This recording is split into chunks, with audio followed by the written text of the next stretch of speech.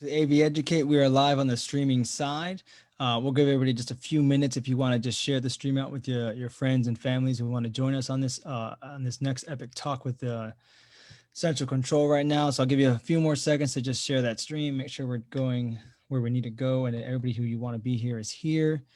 Just a quick reminder, and we'll get back into this as well when we get into the rules and everything we have here, that we are an open live Q&A session, and we have a very special guest today, which I'll get to in just a second, which I'm excited about. So again, everybody, welcome to AV Educate, You're Only as Good as Your Crew, episode 13 of 2020. Welcome back. Welcome back. Thank you for sharing this. Thank you for being here. Thank you for talking to us. I'd like to thank myself, the creator of AV Educate, for being here, and for the guys that are here in the panelists who we'll see in just a minute. Won't get into myself too much. Our streaming guru, the IT guy, Toxic Biowolf, Mr. Christopher Brown. Thank you for being here as always, my brother, my best friend, my everything in this world as far as friends go. And then we got the brains of the operations, Mr. Ed Wallach here, who is definitely the brain behind the operations, giving countless hours into numerous. Man, I could just go on forever about Ed, to be honest. But Ed, thanks for being here as always, man. Thanks for joining us, getting this with us, doing this with us, being a part of this, always keeping us on track and on point. Next up, Joe Max and Central Control. I would like to especially thank you for being here with us today. Big time thank you, because this is not only someone who used the product, he's actually the creator of the product, the designer, the programmer, everything, the support guy. You have a question and answer, he's the one doing it. You have a problem with the programming, he's the one doing it. And we actually got him to come with us here right now. And a double special thank you, because you're on the other side of the world right now, so it's super late where you're at. I won't tell you guys how late it is, but it is very late compared to where we are in the US right now. On the East Coast. But thank you for being here so very much. And I appreciate that you took the time to talk to us beforehand, and just everything you've done up to this point. And I'm really looking forward to this talk with you immensely. Pleasure. Next up are the house rules. We've gone over this a bunch of times. If you've been a follower of us, you guys kind of know this, so I'll kind of go through this quickly. We go live to Facebook every Sunday now at 7 p.m. We will get back to Monday a little bit later, a few months. Obviously, the season's picking back up. Are getting pretty busy again, but we go live every Sunday now at 7 p.m. for about the next 8 weeks, and we'll go back to our original Monday programming. If you're interested in being part of the panelists here, join the Zoom room by texting 407-504-7690. Again, if you're interested in joining us on the panelist side, getting a little behind the scenes, getting a little bit early with us, getting able to talk to Joe before and after these presentations more than one-on-one. Again, text that 407-504-7690, and we'll get you into the Zoom panel for the future. Due to the nature of streaming, there are a bit of a delay between what we say in our Zoom calls and what you're saying on the Facebook side. We will get your questions as soon as we can. We're pretty good about this. If you are a new listener, just know we will get your question asked too. This is a very good format for everybody involved to learn from. This is a two-way streak, not a one-way conversation. Be the sharp shirt in the room. I implore you, be that guy. Ask the hard questions, ask the tough things. Nothing is dumb questions. Nothing won't be avoided unless it's not pertaining to the particular topic at hand. We will ask them. And then we don't claim to know everything. We're not the know-it-alls. We don't have all the answers. You have the questions. We have the pathway to get to the answer, but we don't know it all, and we don't claim to. We're not trying to do that kind of route there. The whole session again is a live Q&A. We're big on that. We're very, very big on it. It's why we started this. It's why we do it the way we do it. And last thing, a shameless plug for AV Educate. Help us grow by sharing out to the community, to your friends and families, to anybody who's AV related who you think could either be on a panel of this, be on the panel with us, or be a part of this group and help it grow. It's the end of my house rules. I'll go ahead and clear this out.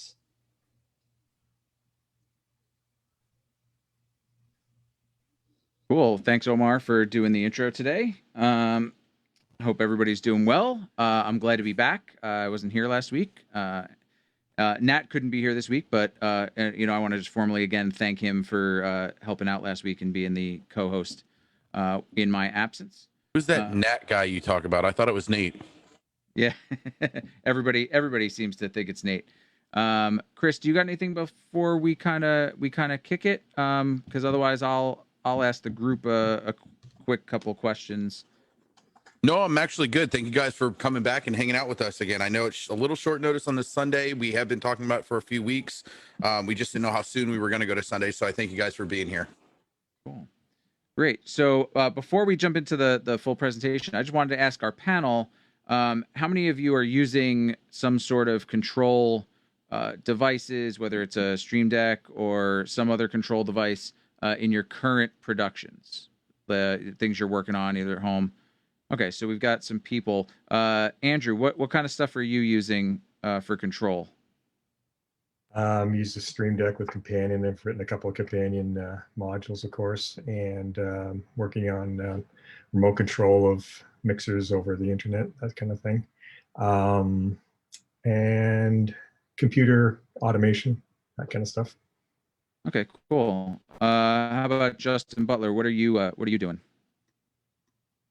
Stream Deck and Companion as well. Okay, great. You know, for those that didn't see me the other week, big advocate of that program. Great. Do we have anybody who's doing anything with MIDI controllers or Touch OSC? Definitely. Oh, excellent. OSC to control Reaper, and MIDI. I've been doing MIDI for my whole life. Great. And you, Omar? Yeah, I've been using a few of the APCs to control a couple things with vMix as far as cues and stuff goes, and a couple other X keys, little boards and stuff to control things as well, to try to give you a difference of texture and feel. Gotcha, great. And then Justin Herminghaus, I think you use X keys, at least for, if I recall, Unity control on your desktop client, maybe some other stuff as well. Yeah, you're muted, sorry. Still muted, I think, there. Yeah, sorry, I was in the wrong box. Yeah, definitely in the X keys world. Okay, great. So tonight's talk, we're looking at central control, which is a show control system that maybe some people are a little unfamiliar with, which is why we brought the person who developed it in to talk about it, because who better than the person who wrote it? Because it seems like a lot of people are using some sort of devices to do control of multiple other boxes, software, and whatnot. So glad we got to hear from the panel and it seems like almost everybody here is using some sort of show control. So now I want to kick it over to Joe to walk us through how central control can maybe make some of our workflow things like up into including Stream Deck for our own production. So Joe, please take it away. Thank you, Ed. I've got a short presentation and we'll get through that, and then we'll actually get onto the interesting side of actually learning how to use this program. So I wrote this as a project pretty much at the start of lockdown. I had a load of devices, MIDI, X keys, OSC, and a bunch of TriCasters, vMix, ATEM, that kind of thing. And I wanted to use them all together, and there was no real way to do this. In the past, I had written small, applications. So I could say use this new tech control panel with vMix, and then we'd write another program to do something else. But it became clear that if this was just one program where everything could talk to each other, that might be really useful. So let's dive in. So the whole goal was just integrate everything with everything. And I literally mean here is some examples of the devices I've used with the software. And any device can talk to any other device in the application. That's the key. Some of the example workflows that we've been using this for is, we've been adding a MIDI controller to control a Blackmagic ATEM or a TriCaster controlled by a Stream Deck. You can't do it out of the box with central control. It's possible. Controlling multiple vMix systems from one controller. And I've got an example of that just from the past week that we'll get to.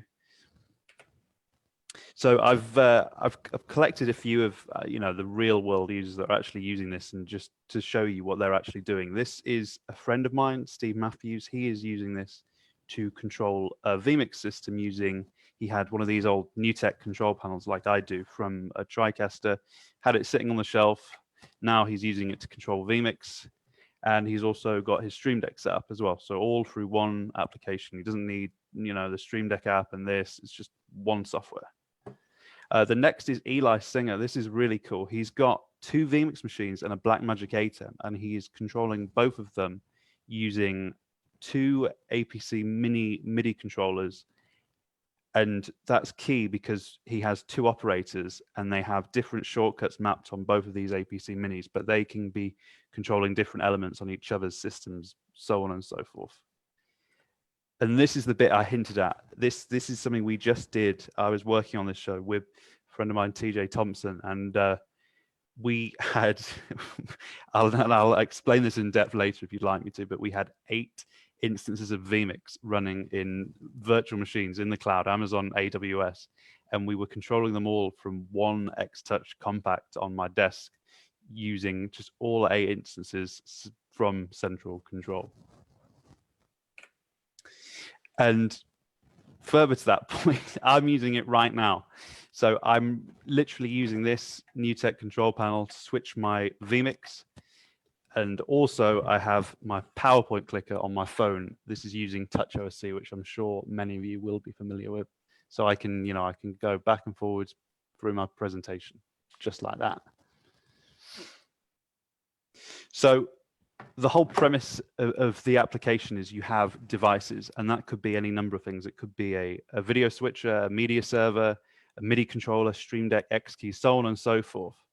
And then devices have 2 things. They either have controls or commands. A control would be a button, a fader, and a command is something we can then use a button, a control of some sort to trigger. Some devices have both. So you could have a device that has faders, and then we can also, send, it also does something else. But we'll get some real world examples of that in a bit. And then basically we have 5 different control types at the moment in the application, and I'm sure that will grow in the future. There's buttons, encoders. So an encoder, for an example, this, say the pot on here, I can turn it left and right. Fader might be something like, a T-bar on a video mixer, or even just a normal MIDI fader. And then axis, so that would be a single axis of, say, a joystick, something like that. And then streamdeck key, which is new in one of the later versions, which lets us basically map live video input previews to a streamdeck key, like independent of other stuff. But I will show that later. So I thought we'd have a look at some examples of what we can do. I wanted to show just how to basically set up a project, how to add devices. And then I thought the first thing we could look at is setting up like some, a MIDI controller with an 8M. And then maybe we'll look at some layering and then some TouchOSC stuff. So yeah, that's my presentation. So unless anyone's got any questions, we'll get on to some demo. Okay, so we do have a couple Facebook questions that came in. They want to know, in the presentation you showed an Xbox controller. Yes. What was that used for, and how is it integrated? So I don't believe I actually have my Xbox controller to hand, but we'll jump right in and I'll just go to my screen. So if I add the Xbox controller to this project, Microsoft, there we go.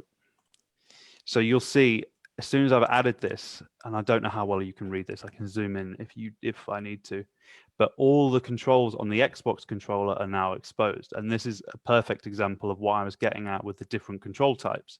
So we have the A, B, Y, X button, all of that. And then under faders, we have the trigger buttons at the back. And then the axes, that's just the joysticks. But what I can do with that is if I come to vMix, I now have the option to map. So we could have, say, pan tilt zoom cameras on the joysticks, and then we could be running, switching between inputs on vMix using the buttons. So that's it. The problem with the question is it's just so open-ended. You could do so many things using that Xbox controller once it's coming into here. Cool. Anyway, so unless there's any other questions, I guess we'll get on to the first demo. I think we're good on this end. I'd love to keep going. Okay, brilliant. I got a quick question for this. For the Xbox, is it through Bluetooth, right? It is. I've been using it over USB, but that I believe that is all handled by Windows. So however it's connected, it should just work. Gotcha. So now to back up on his question, you're thinking of an Xbox One X remote or an Xbox One controller. He has it as an Xbox 360 controller. So I don't know if the newer software, if you could use an Xbox One controller, or if it would be any different in that. But a 360 can only connect USB. Right. I believe, and I'm sure he'll chime in, but Jeff, who is in the chat right now, I believe he has actually used this with an Xbox One controller as well. So I think that would work. Awesome. But I'm sure he'll chime in.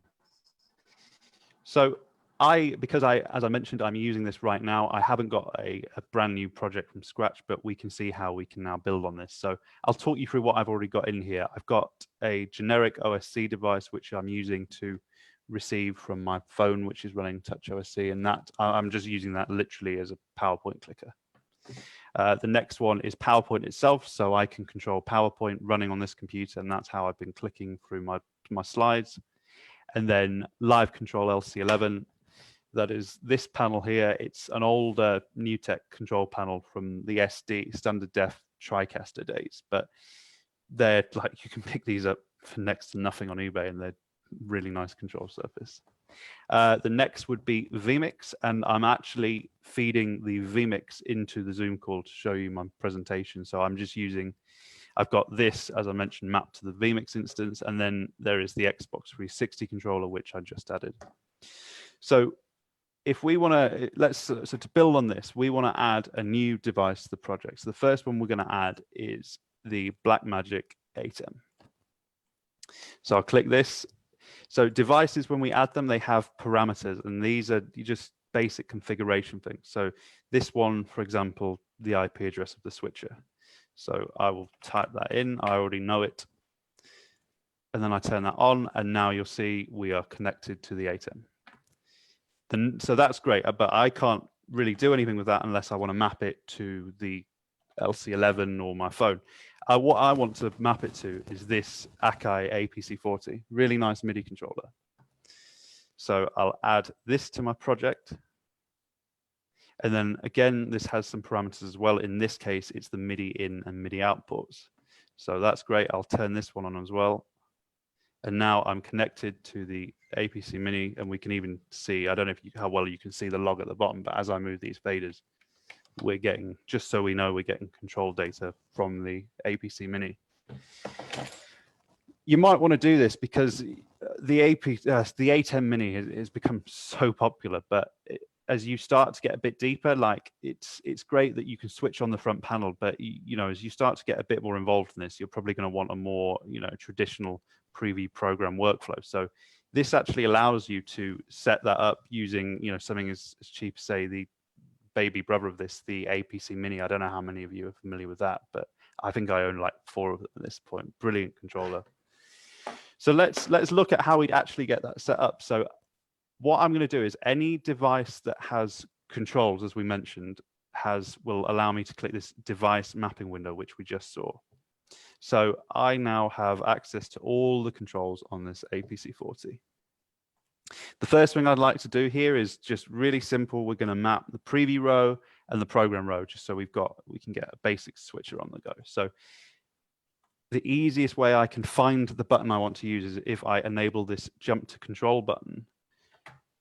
I'm now able, when I start pressing buttons on here, it will jump to that position in the list, so I easily know what control I want to map. So I'm going to now, this is where I can select what I want to map it to. So these, much like your instances in, say, Companion, this is what this is. So I'll select the 8M, and the first thing we're going to do is I want this lower row of buttons to be my preview row. So I'm going to select the first input, and then I'm going to click this quick assign button. And what this is going to do is every time I add this, if I just keep clicking this, it will automatically increment the input number. So in 2 seconds there, I've mapped an entire row of buttons, and we'll do it a bit slower in a second. So let's look at the row above. So I'm going to press this button, and now I'm on the 4th row of buttons down. So now I'm going to map this one to program row. So I'm going to have my preview row here and program row there. So let's do that. So I'm going to select this back to camera 1. And then I'll turn off quick assign. So we'll just do it like manually on this occasion. So I'll click that, and then I'll select my next button. I'm going to select camera 2, so on and so forth.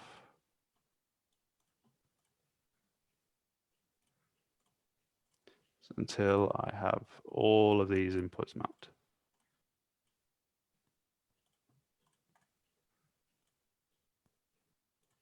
Great. Okay, that's looking pretty good. So the other thing I'd quite like is a take and an auto button. So I think I'm going to have this button here, the master button. I think I want that as my take button. And then the one above it, stop all clips, scene launch 5 rather, I'm going to set as my auto button. That's looking pretty good. I'm pretty happy with the buttons I've got mapped. There's loads more I could do, but for now, that'll do. Let's map a fader. And in this case, I'm going to map the crossfader to the T-bar. My crossfader has fell off, but nonetheless, we'll assign this to set T-bar, and then that's looking pretty good. So now I've got open here, I've got the ATEM software control panel. And now as I start to press buttons along the bottom row of this, you can now see we're changing the preview row, and you'll actually also see on the ATEM itself, it's following along. Now this is, I should mention, this is completely bidirectional. The feedback is coming from the ATEM. So if I come to the preview row here and I start changing the source, the MIDI controller is following what I'm doing. And then same up here. Basically, I've now got a preview program switcher. I can now press this for take, auto, and then I can even use my crossfader here as a T-bar. So that's how you basically get a simple MIDI map set up. Now, I quite like to have, as you've noticed on the ATEM, preview is always the case. Preview is green, program is red. So let's actually set the lights on here to match that. So all I have to do for that is I click APC 40, and I'm going to click this set button feedback button. And now if I find, so I'm going to, again, I can jump to the control I want. And then we get loads of colors on this one. Set this to green. I'm just going to do the same for all of these. And now change the color. So that was a basic idea of how you would get started, you know, in a very simple use case. Any questions on that? It's just it's remarkable how easy that is. Yeah, the goal really was speed. So that's the whole idea with the quick assign thing, is that you can just press the button over and over again, and it will automatically increment the values that it thinks might be relevant, and you can end up with having the whole controller mapped in minutes. I mean, the other thing is as we've seen, the feedback mapping, it happens automatically as well. So we don't need to like wire that up independently. It's just as soon as we map the command, it sends the feedback to that control. Hey Jeff, and just another question from the Facebook side. So Yeah. Nina LF is asking, and I'll sum this up a little bit, but is it only for Microsoft programming? Like, could you use a PS4 controller to connect and not just a PlayStation? Or no, I'm sorry, not just an Xbox controller. Right now, it's only the Xbox controller, but if there is interest in doing that, I'll go out and buy a PlayStation controller, and we could make that happen. The Xbox controller, it was just, I saw it on my desk while I was working on this, and I just started having ideas about maybe I could make this happen, and about a couple hours later, it was all working. So, yeah, if there's interest in adding stuff like that, yeah. I mean, shoot me an email and we'll look at it.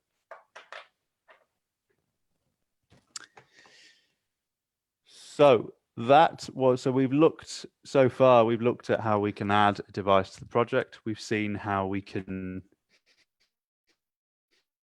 set up the feedback colors. Now, the next feature of this, which is something that was critical for the event we did for PulseCon, the one with the 8 vMix instances, was the layering capability. So this essentially lets you define pages on the controller, so we can basically use, we can double up buttons, or even do many different things. Much like if on any digital audio mixer, you'll always have more channels coming in than you actually have faders.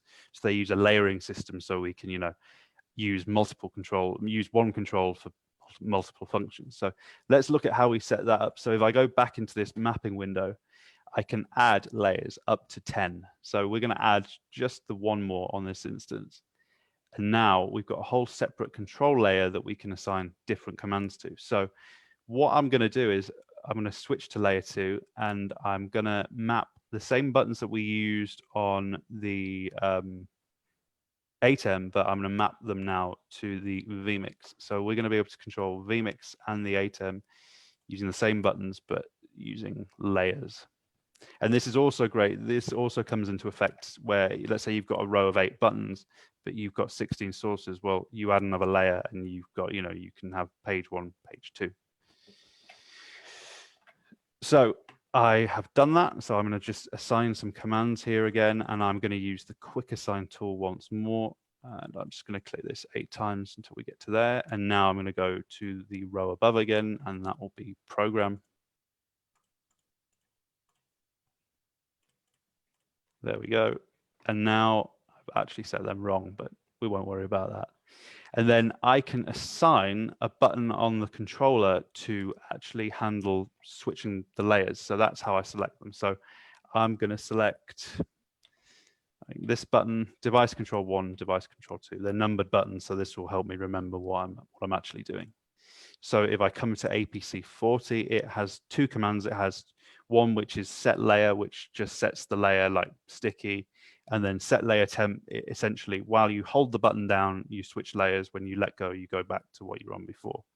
So I'm going to mark these 2 as absolute buttons. And what that means is no matter what layer I'm on, it's always going to do what's mapped on layer 1. It's absolute. It's always the same thing. So that's key for setting the layers, because you don't want to be like stuck.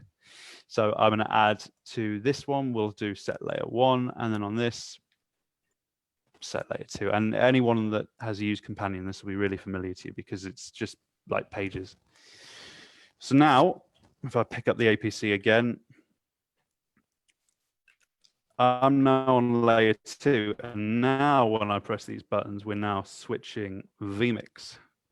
And then when I go back to layer 1, I don't know how well you can see the ATEM, but, and we'll pull this up. Now we're back on layer 1. I'm now switching the ATEM once more. And quite a few customers are actually using this. So they'll have a vmix setup for streaming, but one of the problems with vmix is it's like many computer-based switches, there's latency.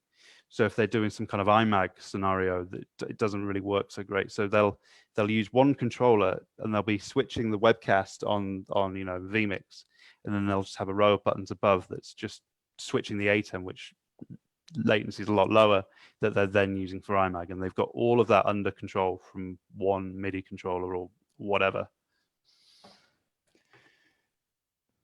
Can you just can't pop to my head right now, honestly. Can you control macros with that as well? Is that easy to program into there? Yes. So if I go to device mapping once more, if we just select a button here, if we go to ATEM, there is execute macro, and you can just execute any macro on the system. So yes, absolutely.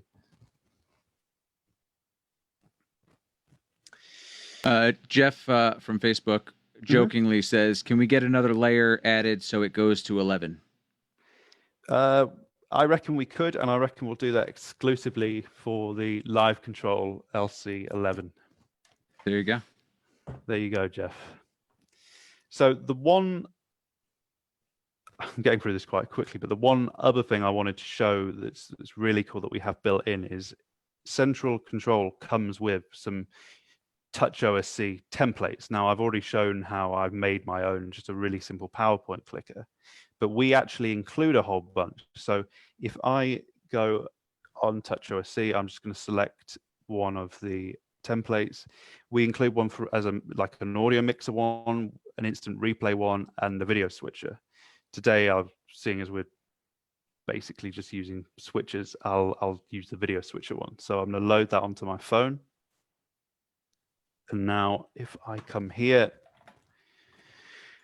I'm going to click add device again, and we can now add central control OSC CC11 switcher, which the name and the styling was inspired by some we've already seen, as you'll see in a moment. So I'm going to add that to my project, and then again, I set the parameters. So the IP address is the IP address of the phone, which TouchOSC will show you. So .245 port, set default, fine. And now I should I will have to turn off the other one because we can't use the same port. So now I have my phone connected, and as if I just come here, you'll be able to see in the log as I move this fader, we're now seeing control events from the phone. So again, really easy. I can come in here and I can map this. So we'll go preview and we'll do the ATEM again, and we'll just exactly as we did before. We'll map 11 sources, and then we'll go to program and we'll map 11 more. And now on my phone, I now have a really effective control panel for my ATEM. And as you can see, as I'm switching across here, not only is it happening on the phone, but the MIDI controller is also tracking the state.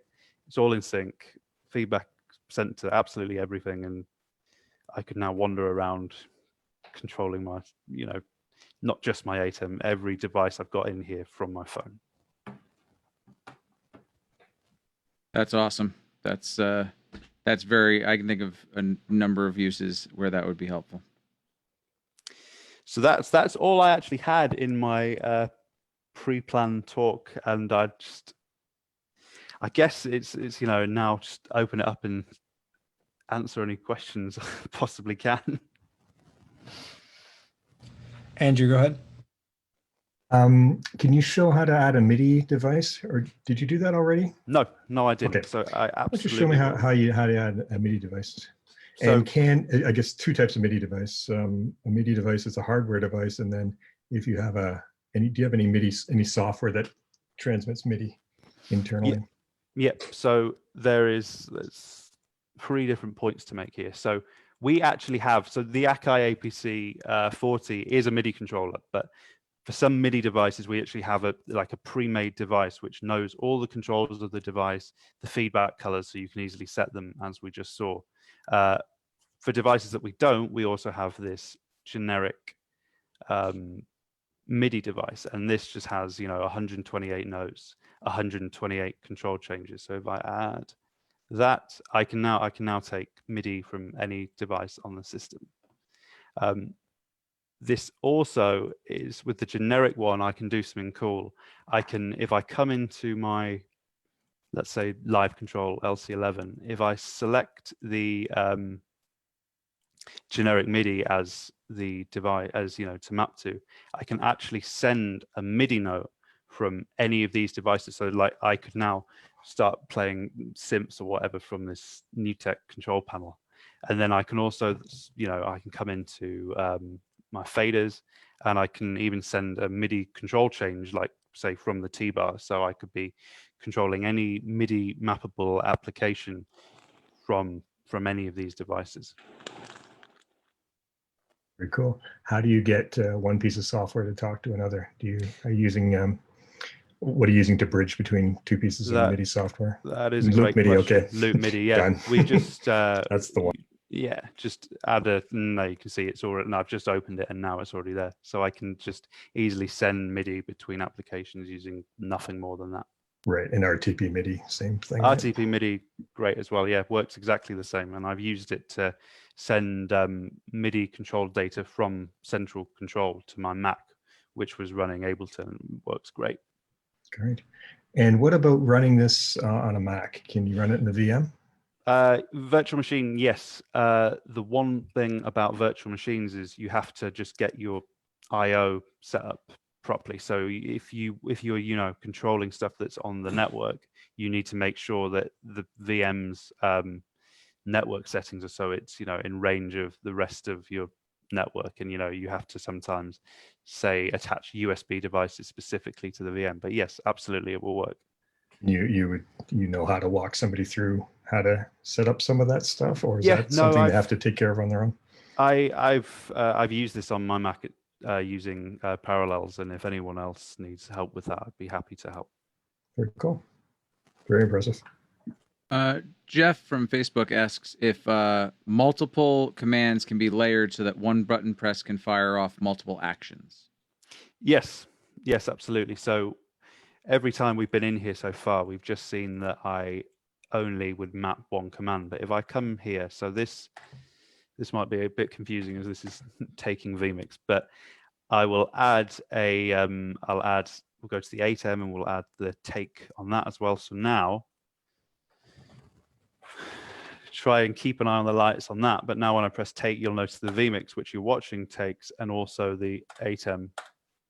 So yes, we can stack as many commands as we want to a single control, fader, button, whatever. We can stack as many as we need. Great. Jeff also mentioned, for those who may not be familiar, can you touch on some of the best practices to control cloud-based systems or remote systems? Yes, yeah, absolutely. And it would actually help if I bring up, just for example's sake, I'll bring up the example of what we were doing over the weekend.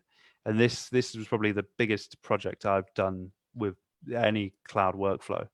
So this was an event for Hasbro called PulseCon, and it was kind of like Comic-Con, if you will. They had panels, and then they just had like a schedule of panels. And the way it worked is there were 8 vmix instances running in the cloud, and then 6 of them were just handling a panel of 8 people on using vmix call.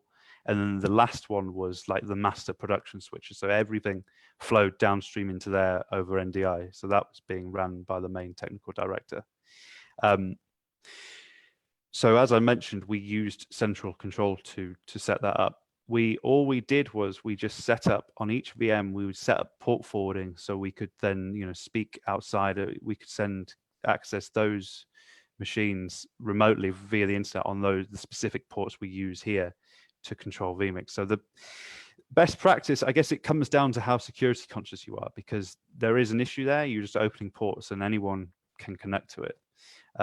The other method is to use a VPN. So it's kind of creates a virtual network and everyone's within that, and then there's no real risk of someone just, because let's say if you're doing this and you accidentally reveal your IP address, it's unlikely, but someone could just open this up and start messing with it.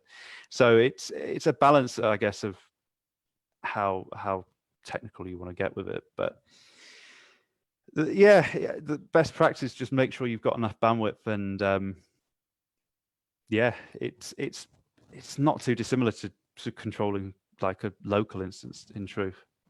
I didn't notice any difference from as if it was running on my desk. It was just like it was here with me. That's great. Cool. I mean, I think that's a huge thing, is being able to remotely control devices over the public internet. Yeah, and this isn't my set. I was actually using an identical setup to TJ, X keys XK24 on my desk, and the Behringer X Touch Compact. Great piece of kit, that. And we just had, can you see my cursor? Yeah. Mm-hmm. So we had these buttons here. These would select our layers, and the layers we just had. So layer 1 would be controlling vmix instance 1, layer 2, the second vmix instance, and so on and so forth.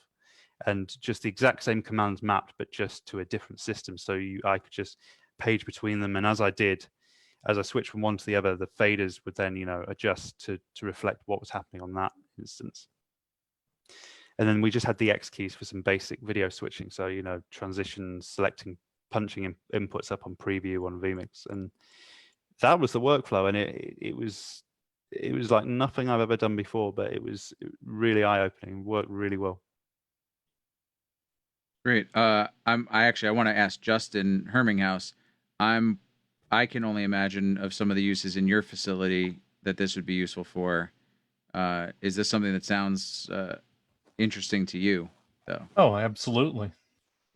And it was hard to miss the Unity on the iPad. I'm curious about being able to hook in there for controls too. I don't know if there's API available or not.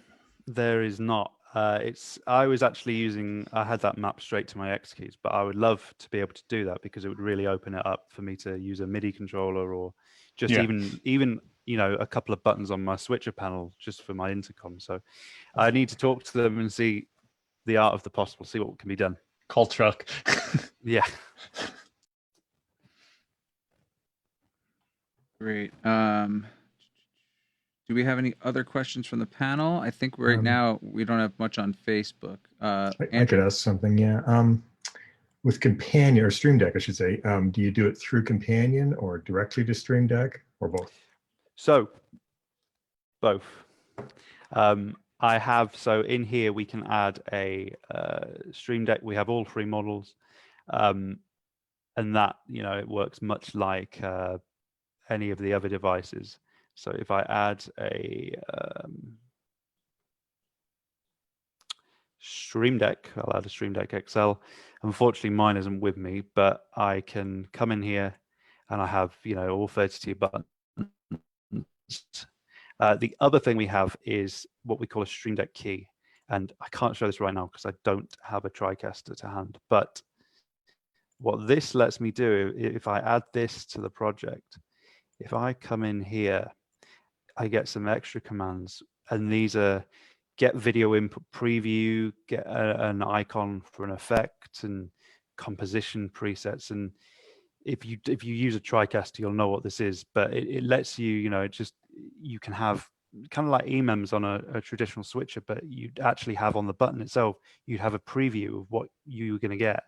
And video input previews, as simple as that. I can real time have live video previews on the Stream Deck. So that's briefly the Stream Deck compatibility. But are you going straight to the Stream Deck, or is there a Stream Deck plugin as well? That is direct, just direct to the hardware. Are you doing any feedback on the Stream Deck? Yes, absolutely. Yeah. Okay. So if I open this window, I can select a background image. I can select a color for when the button's on, off, default.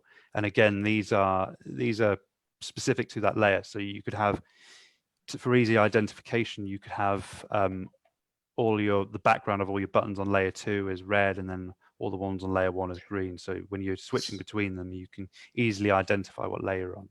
Right. I'm actually thinking of feedback from the device, not from Stream Deck, but feedback from a controlled device as you switch inputs, things like that. Sure. Basically, he's kind of asking if it has like a haptic feedback to where when you press a button, it vibrates or it does something, right? No. Okay.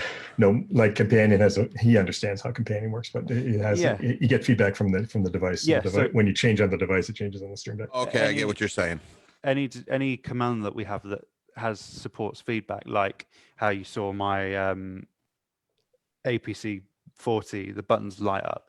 The key to realize here is that it's all universal. It all gets translated in the middle. So if the feedback works on a MIDI controller, it will work on a Stream Deck. It'll work on the NewTek Live controller. It's just the same kind of thing. Like it doesn't matter what the devices know very little about each other, and that's the important bit. But to add a new device, it requires you to build it. It's not something that a person could add separately. Yes, because you need to know the protocols and so on. Exactly. Okay. Exactly. Very cool. You've added a ton though already. I was actually looking at a screenshot of one of the really early betas last night, and I was just like, wow, 9 devices. Is that it? Cool. You mentioned Companion, and this is cool because we can actually interop with Companion. And I wasn't planning to demonstrate this live, but we will give it a go. So if let me come over here. That's the beauty of the show. We get to jump into things and put our presenters on their toes with try to break it. Interesting live demos they weren't planning. We are on AV Tech Talks. We are here now. We're on our first Sunday broadcast. We were on Mondays. We switched to Sundays for the time being. So thank you guys for joining. If you have questions in Facebook, put them in the comments so that we can pull them in and ask and get those answers for you. And panelists, please think of some questions if you have anything else. Yeah, I do have a question. Okay. So I did notice when you were switching between different devices that you can access, there was IP addresses. So say you go to a show and you set up a custom IP, can you switch I'm sure you can, but you can switch the IP links so it all communicates to each other. I assumed you kind of touched on it when you were talking about remote controlling and working the vMix machines and stuff like that, but I just wanted to make sure for anybody out there who might have been confused on that. Yes. So let's say we had everything mapped. We had this show file working great. It's all well and good. And then all of a sudden one day we're on someone else's network. So suddenly the vmix IP address has changed. No problem. I can just come in here. All I would do is I would turn the device off, type in the new IP address, and it would all be targeted towards that. I do believe I can actually show the companion thing now because I've actually managed to get companion running. So if I come in here, we'll click add device, bit focus companion, and then I'll connect it just on localhost. We're on the same machine, and I'll turn this on. Great. So now I will let's map it to something that companion definitely doesn't support, and it's this. So we'll just come in here and we'll select we'll choose a button. We'll choose this top row of buttons. And now if I come back down to companion, I can select a button page, button number, and we'll assign a few of these. So there we go. We've got the first 4 buttons in companion. And now I'm now controlling companion from my live control 11. Now I'm not seeing feedback on here because the feedback actually comes from companion. So I would need to actually map some buttons, some actions to the buttons in companion, but then I would be controlling these just as if I was, just controlling it through central control. It's like, it's 2 ways, you send commands, you get feedback back. So yeah, we can use companion. That's awesome. I wish Nat was here because when he did his Stream Deck companion talk, he would be asking you about the colors. He showed us his, and he is very, very much into programming the colors for different feedback, options. He was doing it manually as opposed to getting the feedback back from some of his devices, where when he pushed a button, it would change colors to know that was what was active for things like his Playback Pros or HyperDeck control and stuff. Yes, yeah.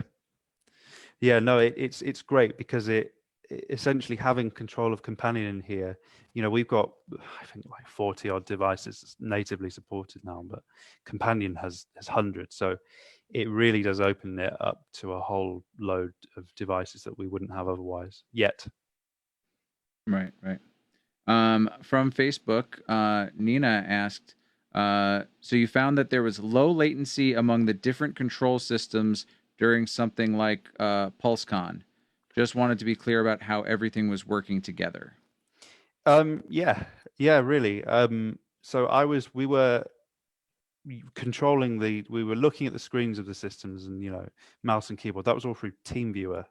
But when I was moving a fader, I didn't really notice any latency. And you've got to remember that is not just the latency from central control to vMix. That's also the latency of TeamViewer screen capture and sending it back to me. So I was really impressed. And when I was moving the faders on screen in vMix, it would happen instantly. Like the motorized faders on the X-Touch would instantly follow. It was probably, I'd say, about 50 milliseconds, something like that. Okay. Wow. Now, what do you find for the people who actually are already implementing this on shows? What were some of maybe early feature requests or things that you didn't expect that people asked for after you developed the software? Great question. I mean, the 2 feature requests kind of fall into the category of device. It just adds support for this device, and then some of them are a bit more, out there. Like, could this now become a new ROS overdrive system? And the answer is, well, maybe. But we got the big 2 ones were Stream Deck and Companion, and I didn't hear the end of that until I finally did it. So a few months ago we did Companion, and just last week, Stream Deck, and then just last week X Keys. I think those have been the most popular controllers on the market with this. Got it. It's interesting that that users want to control other control devices with your control device. So it's a interesting for people who maybe aren't using control systems. It's hard to wrap your head around. I'm going to press my button on this thing that's going to talk from this software to another software that's actually controlling some other device. It's For me, I had a few things I wanted to do. I had an application before this that would literally just let me use this with vmix. I couldn't, there was no mapping to it. It ran, and the first 11 inputs were the first 11 inputs in vmix. And then, I wanted to use my X-Touch compact MIDI control surface to control my TriCaster's audio mixer, and wasn't a way to do it. So eventually, rather than just writing little programs to just solve these problems, it was, as soon as people started using those small applications I'd written, it was like, well, I want to map the button, so I want this fader to do this instead of that, and then I want to be able to, could we control 2 TriCasters? And it's like, well, the only way this is ever going to happen is if you have something that is truly, modular and user configurable. So I have a question for you, Jeff. And if I don't mean to take us backwards here for a little bit, but can you go through, and this is just me and like my mentalness with like my military, can you walk me through each one of those little panels you have and like break it down to me, the function of this, like, so the first one shows like the controllers you have, and then the one to the right is for this, and the one below that is for this, and like just break down like how you built it in each one of these steps. Yeah. What's the flow that you've created here that makes it easy for us to recognize? You start here, you see this, you're going to grab this data from this point, and then you go to this point here, and you're going to input this for this point. So with pleasure. So I guess the main window is a great place to start. So as you mentioned, on the left here, we have a list of devices in our project. And then to the right, we have some information about the device and the device parameters. So, important stuff like IP address, just some general settings. And that is on a per device basis. So if I added a second vmix, it would have all of its own parameters, completely independent. The next section is the log section, and this is I can like filter this so I don't see everything in here. But this is just, it will show you any errors, like if we couldn't connect to vmix for whatever reason, or if a MIDI port wasn't available, it would show down here. That's all that's down here. And then in the bottom, we have just I'll bring this up a bit, a simple menu where I can create a new project, load project, save the project. And so you can create, for different shows you're doing, you can create different projects and easily switch between them, no problem. Activate, deactivate, boring licensing stuff. And that's about it. The only other part of the main window is the buttons at the top where I can add device to the project, I can remove one, I can rename it. And then the last one, which is really important, is device mapping. It's not enabled right now because it only presents itself when you have devices that have controls. So vmix doesn't have any controls. We can only tell it what to do. We don't receive any, we can't use vmix as a controller. So if I click the APC 40 again, I bring up the device mapping window, and this is where all the important stuff actually happens. So in the left-hand side of this is where controls are listed. So full list of controls, and then we have the categories I mentioned in the top left. And then the command section will show the available commands for that control type. So if I come down to we'll select the TriCaster, I have now a whole range of commands I can assign. Now, when I switch control types, this changes. So it won't let you map a fader control to a button. It only shows you what's relevant and what will actually work. So this section is the commands I can add. And then as I click between them, we have the different parameters. These are like the parameters in the main window, but for that specific command. So if we go to vmix, I think you'll see it better. If we go back to buttons, I can now, so let's say, for example, take mix program. I've got options of which mix to use in vmix, and then just the input number, and that's that. And then we can add these, remove these, no problem. And then I can even, change the order they appear. And that's basically what happens here. The only other part in here is the layer control, where I can add, remove layers, so on and so forth. The one thing I missed is this button here, which it depends on the device. Sometimes it's not available, but for some devices we have like a custom interface for setting specific things on that. So for the Stream Deck, we had this one where we can set colors, write a label, set a background image, And then for the APC40, we had this one where we could select all the different colors for feedback. And there's not a whole lot going on in this user interface, but there doesn't need to be. You should set this and then you just worry about your show. I think that you're correct in saying there's not a whole lot going on the GUI side of this, the interface, but there's a plethora of things in the background here that you've put into play to make it easy for the operators to use. Not just in that plug and play capability here, but just in the programming itself, like being able to plug into this system, get it up and running, and then connect to the next one. That was an awesome installation. So you have slightly different settings per kind of controller you have and program that are being programmed essentially for the user to just be like it is on a web page, right? And if you guys ever visit that page, you should check it out. But it is plug and play for you. You've already programmed it so that you click on here, you add device, it goes into there. Yeah. Go to your next program stuff, and then most of what you're looking for will be in these four windows. It almost was like left to right. Left first top window. Yeah, I guess the idea here is that the first thing you would ever need to do is select the controller you actually want to map to, and then we would select what we wanted to map, and then I can see the commands that are already here. I can add, remove, change them in the list, add delays between them, so I could, as well as stacking them up as I mentioned, we could have a command, then have a delay, it'll wait a second, and then do something else, and then so on and so forth. But yes. So my other question for you would be, and again, if I'm taking anybody's time, let me know and I'll stop talking. Do you have a way, let's say like in vMix when you're programming like an APC on it, that I could just hit, add or edit, and I go to find and I hit that button and it auto populates whatever that button is? So sure, there isn't as such. So if we're talking about like a controller we already have here, there's not the need to add the control because we already know all of them.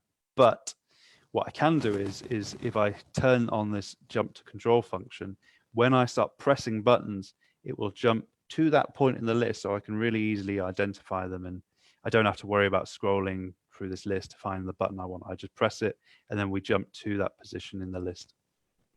That's awesome. So there is some sort of pre-planning I could do on my end to get things kind of running for me, and then when I get to a job site, assign like, okay, this is what I want for this button to be, and now I'll assign it to this button. Now it's a little more pre-pro, not just on demand, where I have to do it when I get there with everything set up and running. I often will, sit here at home and just get a basic show into shape just by, because I know the names of the controls, and I'll get it into shape, and then when I get to site, I'll just tweak it there. That's awesome. So I just we're at that hour mark now. I want to remind everybody, if you have any questions we haven't answered yet, let us know.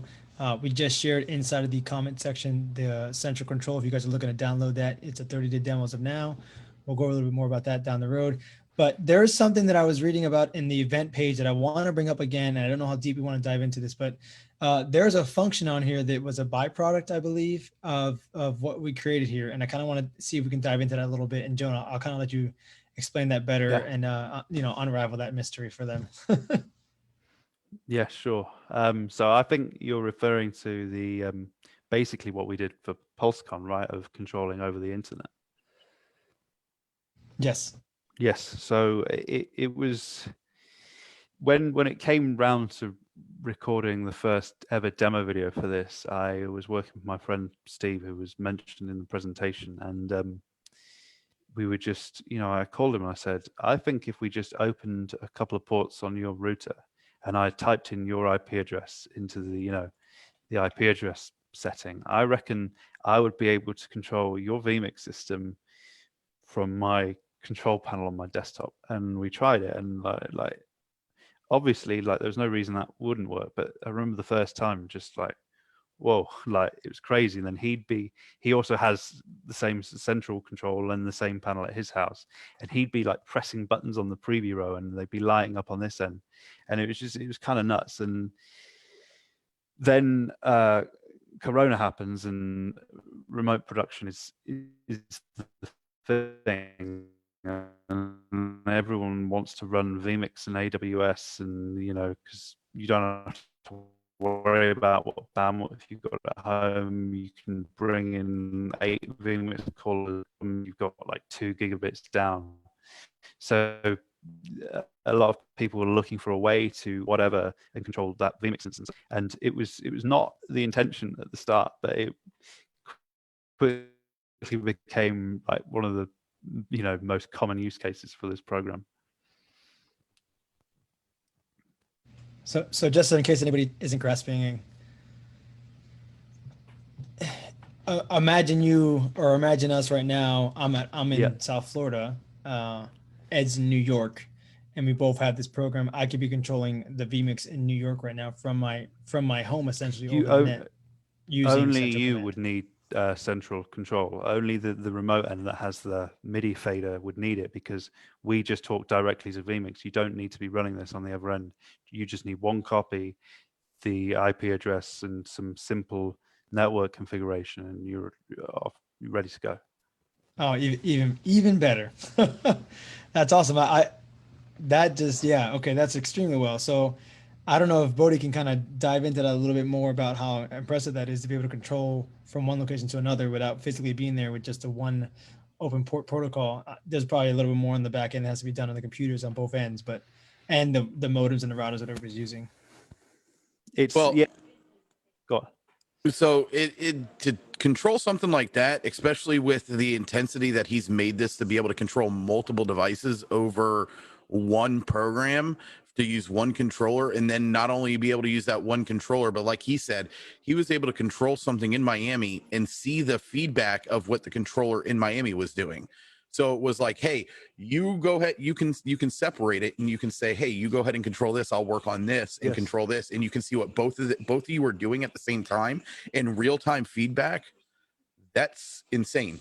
That's ridiculous is what that is, honestly. Yes. And to do that, I helped Omar recently with a show, and it's just a matter of getting into the router or the ISP of wherever you're at and opening the proper ports for this to communicate with. Yes. It's not a lot of implications to do it. You just have to know where to look to open that port up and say, hey, this is the port I'm going to end. Now, and I'm sure Justin can Herminghaus can back me up on this. If you're going to do something like that, and like Joe even said, you want to set up a VPN on your location, so that way nobody can accidentally fall into this and screw something up. And VPNs, you can find VPNs everywhere. Cheap ones. CyberGhost is one that's relatively cheap.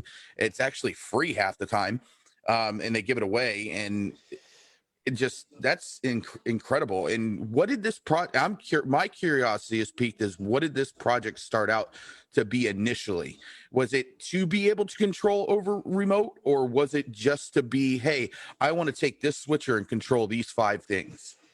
The latter. The remote thing, just because a lot of the communication to the devices was over IP, it just became apparent that it would be possible. The initial idea is that rather than me just, throwing together some application to do one task that kind of worked okay, it'd be better if we had a solid foundation to work off where we could just keep adding support for more and more devices, completely user mappable. And I just thought it would hopefully be quite a useful tool. And I think it, in my eyes, I'm using it on pretty much every show we do. So it did what I wanted it to do. Well, as a programmer, I have to say kudos to you. Because you definitely have put some work into this. Definitely can tell that you're passionate about it. Definitely can tell that you stumbled across something that, again, and I use this phrase all the time, and I'm sure everybody here is sick of hearing it. I'm not an AV guy technically for site shows and things like that. So for me, I think this has got to be huge for you guys in the sense that you can take, just say, for instance, Ed, you love your A10 Mini. You could take your A10 Mini and control an entire show with your A10 Mini. You're literally carrying a cell phone around that can control an entire show now. Yep. And that's insane. That's insane to think about. Like when you guys showed me the A10 Mini Pro, the one that can ingest streaming and control everything, I was blown away by that in the sense that it's a little bit bigger than, I have the Galaxy S10. It's a little bit bigger than the Galaxy S10. It's like about this big. And you can control an entire show on it. Now you're telling me you can literally control everything on that show, and you don't have to be sitting in front of anything. You can be sitting in the comfort of your own home controlling it. That's insane, dude. I give you kudos and props for that. I really do. Thank you. We've had actually, like, surprisingly, I didn't really think this would be the case, but A10 Mini users have been using this quite a lot because, like I mentioned, they reach the point where the front panel's cool, but they kind of want, you know, a T-bar and like a dedicated preview and program row. And I could go onto Amazon, buy an APC Mini for $50. The software's $50, and I'd have, you know, the Black Magic panel would cost me several thousand, and you know, for $100 I can have a pretty credible control system there that will do what I need it to do. And the key thing there is, if someone spills a drink over your APC Mini, it's like, well, that's a shame, but it's not a $2,000 switcher panel out the window. So Nina followed up and asked again, she's curious about using this as a go button, if it has been used or can be used to trigger complicated live sequence like video, lighting, audio, etc. I assume it can since it's MIDI, but could you speak to that? Now, we haven't mentioned lighting at all. Does this talk to ArtNet or anything, or? So good question. So I'll get to the go button thing first. You could kind of do that using the command stacking system. You know, we could have a bunch of commands stacked to a single button, and we could add delays. Or, you know, you might be using QLab or something, and we don't support that natively right now, but we do have, much like the generic MIDI, we have a generic OSC where you can just send, you know, whatever OSC messages you want to send. Lighting is a big thing for me because before the pandemic, I was kind of working as a lighting engineer like 5 nights a week, and originally, like, I'd maybe thought that this because I had like the base of this project about a month before lockdown, but none of the devices, and it's like, well, we'll put in a few lighting desks, and very quickly became completely irrelevant because there was no shows to do lights for. And so I just started looking, well, you know, I've got this TriCaster here, we got a few ATEMs, vMix. Maybe this could be more for the broadcast industry, and that's kind of what it became. ArtNet's a great question, and in the latest beta, we actually have an ArtNet input device, which will work for buttons and faders. So in button mode, when the fader's below 128, it's off, above, it's on. And then there's a fader mode where, like, the DMX fader value is just translated to a fader event in central control and mapped to any command. So yeah, I hope maybe when things get back to normal, we could, you know, add some lighting desk support. But for now, the main focus has been more broadcast because it just seems more relevant at the moment. Cool. And with the move to a lot of extended reality, is like D3 or watch out systems or any particular media servers supported, and are you looking to that if they're not already? Yes, I not right now, but it's definitely it's on the cards. There's a whole, I have this ridiculous list of stuff I want to do, and like every time I cross something off, another 5 things get added. But absolutely. What's that process like? How long does it take from when you say I'm gonna start developing for a product, and to how long it takes you to get that done? And do you have to? Are you dealing with the manufacturers of these products to get licensing? What's that like? X-Keys just recently were really great. They I'm UK based, so it's often not as easy as it would be if I was US based to get like loaner units and stuff. But they sorted me out with the UK distributor, and they sent some units over. I've got a bunch of controllers and stuff that I've been sent out that I need to add in.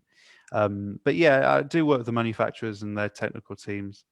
The real point is how long it takes kind of depends on I guess the protocols behind the scenes going on. I mean, one example would be for MIDI devices, the Windows MIDI API. You unplug a MIDI device and you plug it back in, it doesn't work. Like, it doesn't, there's no built-in hot plugging. So I spent like a week just in the really early days of this project just trying to write workarounds to make MIDI. So, you know, if your controller becomes unplugged during a show, and no one can tell me that it shouldn't happen because this kind of stuff happens, you need to be able to plug that back in, and it just needs to work. So how long it takes to implement something depends a lot on how much work I have to do to make it work in a central control way. The whole idea being that, if something fails, it just deals with it in the background and just starts working again. So you said about the MIDI controllers, because those I kind of have a little bit of experience with, and you're right. When you unplug them, it loses all memory base on it, basically. None of the buttons are programmed or nothing. So you're saying in your software, you're able to unplug it and plug it back in, and it picks up where it left off?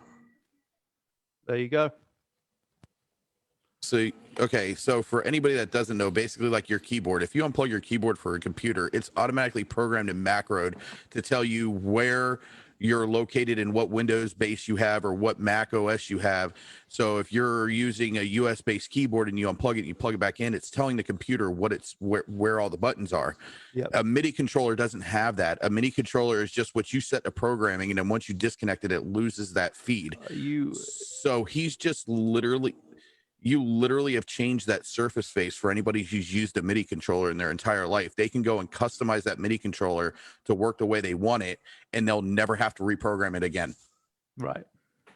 It's crazy. A lot of applications on Windows, you'll see this behavior where the MIDI controller becomes unplugged, or it doesn't even physically become unplugged, but something happens and it stops working, and you have to restart the entire application to make it work again. And I do real shows just like you guys, and I understand that is just completely unacceptable. It's not good enough. You were saying before about getting manufacturer support.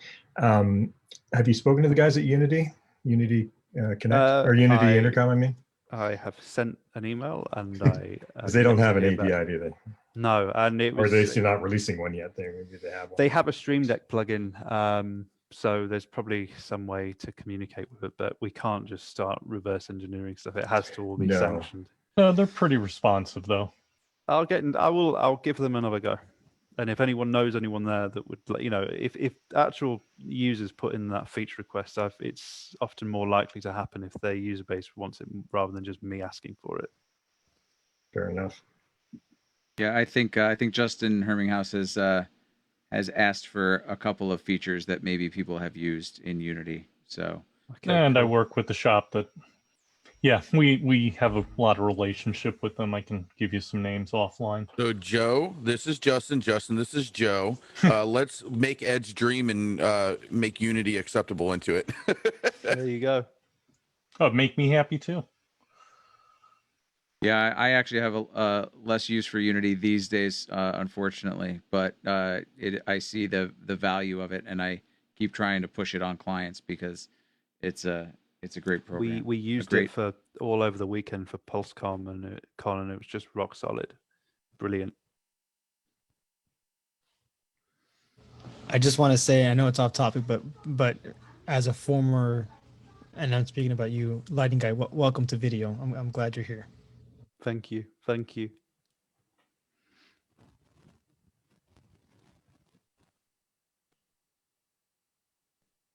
And it looks like Jeff is offering to connect you with people at Unity as well on the Facebook side. Okay, well, yeah, Jeff, we'll talk soon. Oh, I was for sure Jeff was a plant. So Jeff's had some good comments so far. I don't think we went over this. So Jeff says we are using central control to control multiple systems in the cloud, including a Viz Victor Plus vMix Senia processing engine on-prem. We are controlling TriCaster TCI1. TC1, TC2, vMix, ATEM, hardware, and PowerPoint and playback. They're using central control, all those things. So kudos for that. And he also lists his the controllers he's using below that as well. Oh, I see that. Yeah. So he says controllers we are using are the LC11, which you showed us, right? Yep. The NewTek CS860 large panel, the Xbox One controller, the X keys, and stream decks of all sizes. I will admit also, I'm a RoboCam guy. I could see me doing a lot better job with a Xbox controller than I could with a Robo controller. Right. Just instantly, as soon as I saw that, and I saw the ones that came up, I was like, oh, that would make you that do know most of the shot. RoboCams that are used for NFL games are actually controlled with a Microsoft Xbox One remote. Wow. Yeah. I gotta talk to my buddy Kelly. Now I have a question. This is Windows based only, right? Yes, that is right. Have any interest in possibly making it Linux based as well? You So see where he- I'm going with this, right? Yeah, my take on this is it would be nice to do, but right now that the priority is just making hardware support, in terms of devices as wide as possible. And I think for this early on in the game to engineering resources are quite limited because it's just me. So to start, splitting that now. Well, I will offer my assistance for Linux-based scripting, because could you imagine showing up with one of these things that has that on it to a show? I was For completely. those who don't know what this is a Raspberry Pi. We've talked about this quite a few times, but could you imagine rolling up to a show with this and being able to control the entire thing with this? I didn't really have much interest in any kind of Linux port until I saw your episode on Companion Pi, and my head started to spin a bit and wondered how we could apply that to central control. So yeah, it does interest me. You hear that, Justin Butler? You inspired Joe here to start thinking about how to make a central control Pi.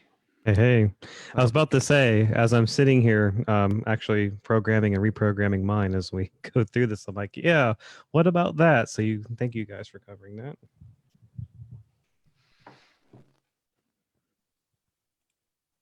Great. Anybody else on our panel have any questions? I would love to hear from you guys. See if there's anything out there. I know Andrew has already asked a number of great questions, and I understand where Andrew's coming from with some of the projects he's working on, which are great. Yeah, Justin Butler, I mean, could you see using this? And now that, I mean, you're big with the Pi and Companion, but could you see using a different MIDI device and implementing something like this on some of your shows? This has been very interesting. I have downloaded the trial here while we've been going through this. I mean, I've gotten very comfortable with my Stream Deck Companion setup, but there are some appealing as part of this in regards to the setup looks very fast. I'm doing some pretty detailed companion programming right now with feedback, some stuff similar to what Nat does. So that does look interesting, and the fact that it can work with what I already have in Companion, because I have built a lot of presets from previous shows and just in general. So I do see how this can be of use. I'll be playing with my trial here of this to see kind of how I can get everything to play together and see what that can do for me. Cool. I like it. I like it. So Justin's already moving fast. He's already downloading and testing and demoing things out. So Joe, I have another question for you on the programming side of this.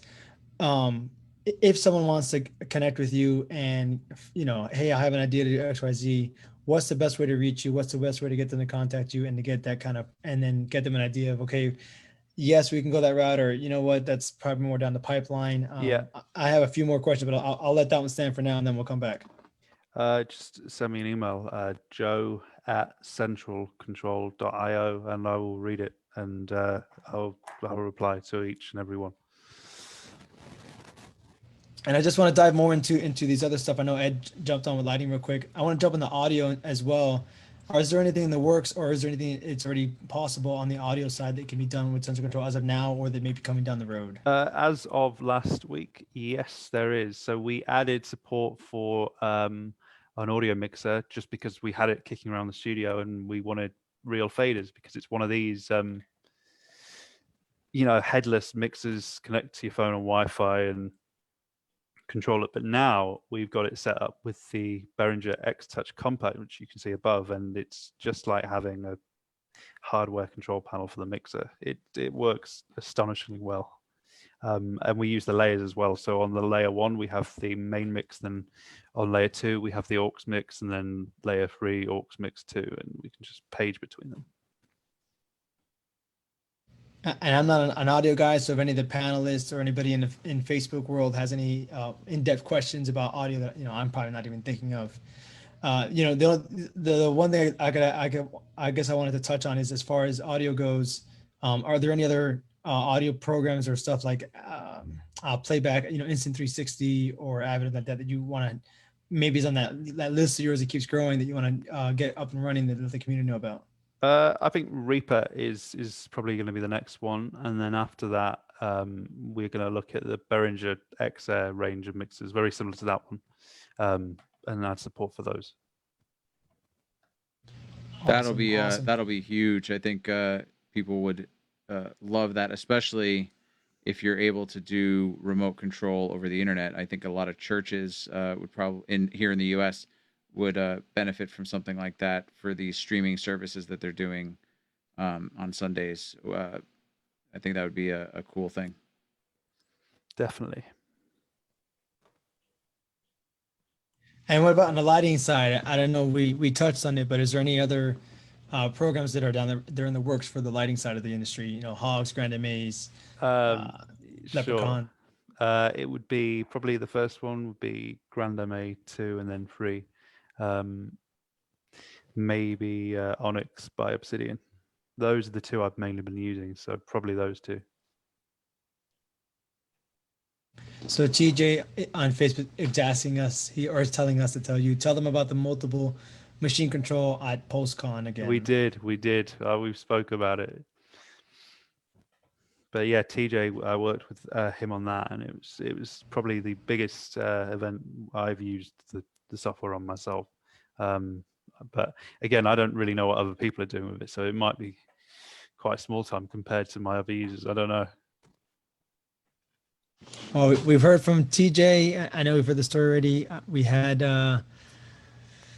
Jeff also as well. He had some stuff he was using it for, which is awesome. He answered some questions that I was thinking about. Can I give it used for, like playback in particular? Which obviously he's doing it, so it's working for that already. Yeah. So when it comes to the audio, the lighting side, since this is a software controlled system, what is the internet? Is it still USB based, or can it be, I don't know. It entirely differs from device to device. Like a lot of the time, we're just these systems, the remote control APIs are just TCP and whatever over IP, but like that's all handled under the hood. It's not really obvious to the user how we're actually talking to the devices. It just happens. Quick question. I mean, how many roughly users do you have? Because I don't know if we mentioned this product is fairly new. It launched just May. before the pandemic, correct? It launched during, it was around May. Yeah, I'd started working on it just before like the pandemic really hit, and then launched it a couple of months later. Yeah. I think we're not far off selling the 100 copy, and I'm really happy with that result.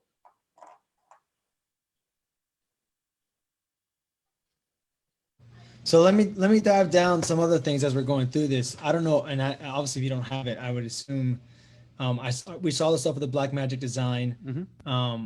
We've talked about the vMix and seen a little bit of that. What about the OBS Studio? How does that look? How does that get controlled? How well does that play together? Yeah, and this is why you're my brother, by the way, because literally that was my question coming out of my mouth: is how can I control OBS or control some type streaming software with this? Yeah, sure. So we've seen vMix and we've seen the ATEM, but yes, we do have OBS Studio in here, and the communication with that is made possible using a small plugin. It's OBS WebSockets. You might be familiar with it, but you just need to add that to your OBS, and we can map a whole bunch of stuff in OBS. In truth, I could probably do a bit more work on the OBS side, but if you download this and start trying to use it with OBS and there's something you need that's not in there, I just again send me an email and I'll look at it. So to throw my brother in the fire, what are OBS things that are heavy or labor intensive that central control could possibly add or do that, you know, would save you time on your end? Because I know you do a stream right after us every night, or almost every night, every other night. We call it the pew pew. I'm not a fan, but whatever. That's what we call it. You know, if Well, you, he calls it the pew I would love to pew hear because more I about. constantly play COD, but you know how it goes. I want to hear more about just the background that goes on your end, Bodhi, just to get the audience to understand. You know, he's got multiple cues, multiple layers happening, multiple scenes, multiple audios cutting in and out. You know, music cutting in and out, different overlays, different views. You know, how much of that are you programming where Central Control might be able to take over some of those functions and just make it more where you can do multiple cues that you're not having to program each one and select. What would Like, be what are some cool? things you would What would be envision? cool with it is if I had, like right now, most of my stuff is static, and I'm slowly transitioning it all over to animation. So all my alerts are all static alerts. All my webcam frames are static webcam frames. I'm working on getting them animated, and what this could definitely help me with is when I have animated cues and things like that, I can set them personally to fire in different action triggers. So I can set them to refire in reverse. I can set them to fire from low to high, or different ways to go with the animation cues in my stream. I'm a gaming streamer, so my stream is going to vary different from any of the jobs that we've been on previously, like the concerts or events or talk shows or anything like that. But it would definitely help with OBS side, because if you're using OBS to control that, then you're doing it remotely. So you could have somebody physically there watching OBS, you know, like for instance, Omar, you've been on shows and you're like, dude, how do I put this in? And I'm like, do this, this, and this, and this. I don't have to do that. Yeah, I don't have to do that. Bodhi, I'm trying to put this in. Can you help me? Sure. Give me 5 minutes. We're good to go. It's there. It's ready to roll. It's ready to fire for you. Hey, hang out with me on the phone for 5 minutes. I need you to fire that cue off that you just input in 5 minutes. Okay. I'll hang out here. Just tell me when to fire it. Boom. It's done. You know, so it helps with that, where like in my line, it'll help with my animated graphics, my animated overlays and things like that I have. But for shows and stuff, it could really be useful. I know most people are using vMix and things like that, but you can't discount what OBS can do and how this can help you control OBS and firing overlays in. For instance, if you use OBS for Zoom call, you could have your call screener and you can fire it to spotlight the call screener. So therefore, you can make it look like you're answering a call and hanging it up. You know, so it can do a lot. Like you're using StreamYard to bring calls in, put comments underneath.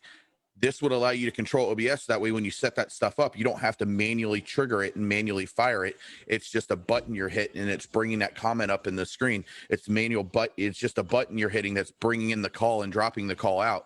So it could do a lot. It really could. Yeah. Yeah, and I mean that does sound interesting, and I maybe send me an email and we could look at getting that kind of stuff on the go. Yeah, just a couple other things while we keep going through here. I see you have Iris down and remote control. I'm sorry, is that the right verbiage here? Yeah, 2 programs from Iris down. Yeah, Iris down, the countdown timer and the remote control. So how did you? What was the thought process behind that when you created that programming to be used on your end with Central Command? A customer, Fritz Goldman, a very big advocate of the program, actually emailed me and said, you know, look at this, it's got the simple API, you know, add this, it'd be really useful. And then I did, and that was that really. It was entirely a customer request. That's awesome. So, and do you have a time frame you give us from the time you contacted you, the time you saw this program, and then got it out to him? A few days.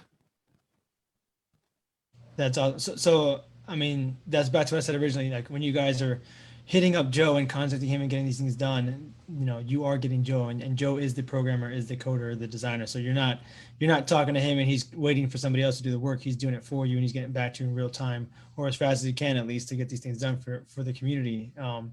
It's awesome what you've done in such a short amount of time for not only Central Command, but for the industry in general. I mean, this program is awesome. We're not the first that have gotten to you either. I know I think we're the second now. But it's obviously making some headway, and I'm hoping that, you know, we get you more views and more audience out there. I know we still have about 28 minutes, 30 minutes left of this talk, I kind of stopped watching Facebook for a second because I got sucked into the content here. But I was curious about, you have the HTTP listener and the HTTP requester. How have you used that in the past?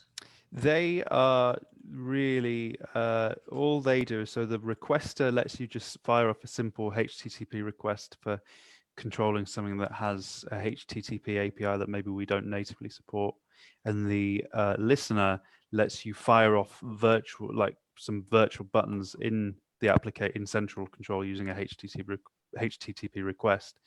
A lot of people are using this to fire off stuff in central control from the TriCaster's macro system, where you can add a line to the macro and it just fires off a request. People have been using that to do like control PowerPoint from the TriCaster through central control. And then, sorry, I think Ed, you had something. I cut you off. I apologize. No, I was gonna ask the licensing for the software. So if someone wanted to get central control, you mentioned there was a trial, and then if they want to buy, how does that work? Are they is it an annual subscription? Like what's the license structure? How do people get this software to be able to use it on shows? Sure. So the trial is fully featured for 30 days, does exactly what the app does if you buy it. And then once that is up, you can buy a license. And then right now it's $50, and that is a perpetual license. Now, in terms of the 30-day trial, I will gladly extend that, add another 30 days for that for anyone watching this. If you email me on joe@centralcontrol.io and just mention AB Tech Talks in the subject line, I will extend the trial for you another 30 days. That is awesome. So if you didn't hear that, you're going to send an email. You wanted the subject to be AB Tech Talks, and then you're going to get an extended trial to 60 days. That's awesome. That's right. Thank you very much, Joe. That's another benefit to being a viewer of AB Tech Talks and a follower of AB Educate. Out of the goodness of his heart, he extended that trial, and that's just something we like to be able to pass along to our viewers and followers. So thanks, Joe. No problem. So Omar, sorry, I didn't. If you had something else, I know you're sucked in. I can. Yeah, no. Well, yeah. So. Okay, I'll explain to you real quick why he's sucked in on this. Me and Omar have talked for years about trying to come up with a program that can control multiple things off of one controller. And the limitation has always been, what can it feed? Licensing, procuring, and API control, and things like that. So this is why anybody here that knows Omar, this is why he is so geeked out about this, because just like I said earlier, you can take something about this big and control an entire show from it. He is like all geeked out that he can take a book bag and control an entire show from a book bag. I also want to dive in now that you're letting my secrets out. So I saw when you had the OCS touch one, can you modify that layout that you have, those three I know there's three that I saw on the webpage, but can you modify those per show, per like whatever the scenario is, or those are the three you get and you have to work within those parameters? So they come with the templates, do come with the application. They're bundled in, but we provide the TouchOSC file. You can open it in their editor software and modify it to your heart's content, or you just use the generic device and just make your own from scratch. I'm going to send you an email and tell you here, there's some projector stuff I would like to do with Central Command. I'm just saying. Okay, well, I'm interested, of course. I could see that I have a setup, which I know got taken down, but I'm sure it'll go back up later. It was 10 projectors, 360 projection mapping in a Winwood Art Studio. And it would have been much easier to control certain functionalities if I can control them all at once. We were using Pro Video Player, or no? Yeah, Pro Video Player. And it was great setup. We had, it was, one wall was 3 projectors, another wall was 2, another wall was 3, and then 1, 2. And it was 10,000 square feet of space. We did the entire room, all the walls. Couldn't do the ceilings and stuff. It would have been too much trussing and everything. But the setup was amazing, and there was constantly like this little things I couldn't really do because I didn't have a way to control the projectors. I had a way to control the content what was being sent out. So we did workarounds essentially to make certain things work with the visual side of it, but it wasn't really the way it's supposed to go. And I can just see already if I can control multiple projectors with this and do certain functionalities, it would be, you know, phenomenal. And I'll email you specific scenarios where I've had this pop up multiple times where it was literally as simple as shuttering all the projectors at once, and I couldn't do that cleanly with Panasonic, Christie's, or Barco's. There was a way to do it, but it wasn't always clean and it was intermittent. So you know, your program seems very reliable, and from what I've seen here in the community, as well as 2 people that are watching right now just bought your product. Obviously, it's, you know, the way this works is great. So I would love to push it a little bit more when it comes to the projection side, if that comes back soon. But either way, I see a lot of scenarios where that comes in handy. So I'm going to definitely tell you now, and then I'm going to send you an email. Excellent. Okay. Well, I look forward to it. Yeah, on Facebook, Guy Cochran just said he just bought it. Thanks for the demo. Thank you. I also want to thank Guy and the DVE store. We're partnering with them to give us better quality video on our Zoom chats. So you should start seeing that next week. We'll have a higher quality, and that consideration has been provided by the DVE store. And if you're watching Facebook, I will post a link where you can go support them for all your AV products that you need. So thanks, Guy. Appreciate it, and glad that you're enjoying the demo. Hope you enjoy the program. I'm sure we'll hear about it on office hours in the coming weeks.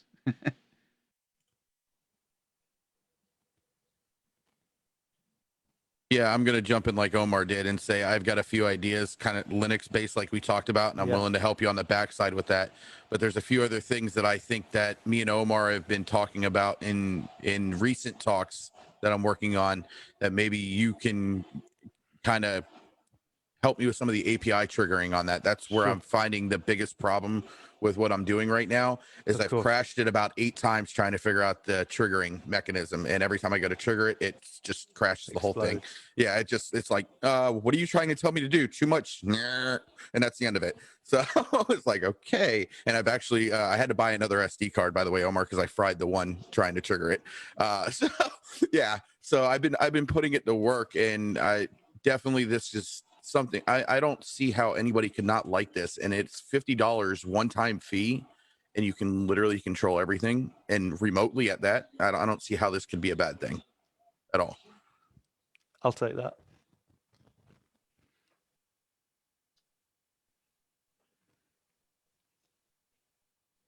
So I feel like we've stressed out. I don't want to say stressed out. We've dived into this program, and it's just so simple to use on the front end that it's kind of hard. I'm struggling for words here. It's so simple to use compared to a lot of other programs out there that it's almost, how do I get more information when it just seems like I just get this at this point, plug in my MIDI controller to it, either my Stream Deck or my APC, my Mini. And I'm primarily using vMix and Zoom right now for most things I'm doing the last few months, right? And I already see it. It works. It does what it needs to do. I can program and control it. I can almost go from show to show and just reassign my MIDI for the new setup. I love that functionality, which I know is not impossible with a lot of our programs, but it's not always as easy to find, where you just click on the cog wheel and you can just save presets, go to your show site. And if you had someone who had the same program or whatever it was, they could just essentially jump in there, load their stuff up, and boom, they'd be ready to go. It'd be instant. I could see this being a phenomenal use for a lot of people out there in the industry. Thank you. I appreciate that. You got one guy buying it just because the fact that he can control the robo cams. So tomorrow we'll go over some of the. So yeah, we can do that via vMix and TriCaster at presently, but I think we're looking to do some more direct, maybe some kind of built-in PTZ mechanism. But yes. You're muted, Mike.